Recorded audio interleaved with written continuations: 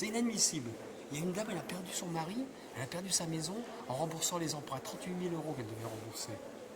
Et là, il se passe quoi pour vous aujourd'hui? Ce qui se passe pour nous, c'est qu'il faut porter plainte, mais au civil, il faut récupérer de l'argent civil. Mais comment voulez-vous? Ils vont vous dire, vous vous rendez compte, avec toute la procédure qui est tombée en annulation, et on les poursuit devant le civil, on va encore passer pour des malhonnêtes. Parce que vous avez l'impression d'avoir été victime d'une injustice. Ben oui, mais justement, mais on parle des droits de la défense, mais les droits de la défense, ce serait pour nous normalement, parce que c'est nous qui sommes poursuivis. On paye pour rien, et eux, ils vont être assis. Je suis sûr que dans les restaurants à Lille, il y aura du monde ce soir. Hein. Ils ne vont pas aller à la baraque à frites. Hein. Enfin, moi, je pense. Et je trouve ça inadmissible. Inadmissible. Alors, de voir en plus de mobiliser tous ces professionnels du droit, alors qu'en fait, on est victime d'une incompétence de Madame la procureure qui n'a pas respecté les règles de procédure, et finalement, c'est des règles de procédure qui ont été bafouées, et ça profite aux gens qui sont poursuivis. On n'est pas en Chine, mais c'est pire. Hein. Voilà. Donc, allez, bon après-midi. l'argent que vous avez dépensé, ces 6 000 euros, vous ne les reverrez jamais. On ne les verra jamais, bien sûr que non. Parce que si vous allez au civil, il faut encore prendre un avocat. Et puis vous allez prendre un avocat, vous allez avoir pour 1 000 euros, 1 500 euros. Et puis finalement, vous ne gagnerez pas non plus.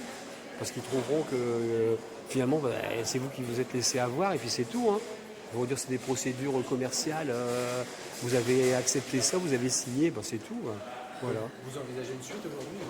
Oui, déjà je vais mettre un article dans De vous à nous sur la vallée du Nord. Et j'espère qu'ils vont nous le passer. Parce que ce sera gâchis de compétences, le titre. Gâchis de compétences. Et vous savez, parce que je suis juriste aussi, il ne faut pas croire.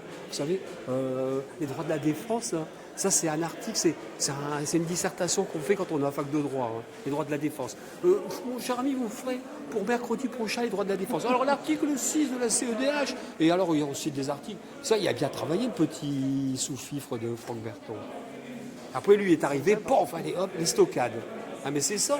Mais comment voulez-vous? Il dit au président, monsieur le président, vous êtes président depuis combien de temps? Depuis 20 ans. Mais vous allez être la risée de tous les tribunaux français, mais ça va avoir une répercussion sur le monde judiciaire. Alors, vous savez bien que cet homme, il est gentil comme tout, il ne va pas passer pour...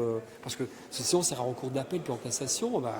Et le procureur, qu'est-ce qu'il a fait le procureur? Il s'est défendu comme il a pu, il s'est défendu la substitut, mais il savait bien que c'était perdu. Hein. Vous trouvez que c'est du gâchis aujourd'hui? C'est du gâchis, ouais. C'est un gâchis pour tout le monde. Ça a gâché, regardez, pour toute la procédure qui a été menée sur des années, pour la police qui a mené des enquêtes et tout ça, ça a gâché pour l'appareil judiciaire aussi, parce qu'on a mobilisé un procureur, un président, des substituts, des greffiers. Et puis nous aussi, on nous a mobilisés, on nous a fait venir ici en pleine période de grève. C'est un supplice de venir à Lille en période de grève. Hein. Voilà. Donc ça a gâché pour tout.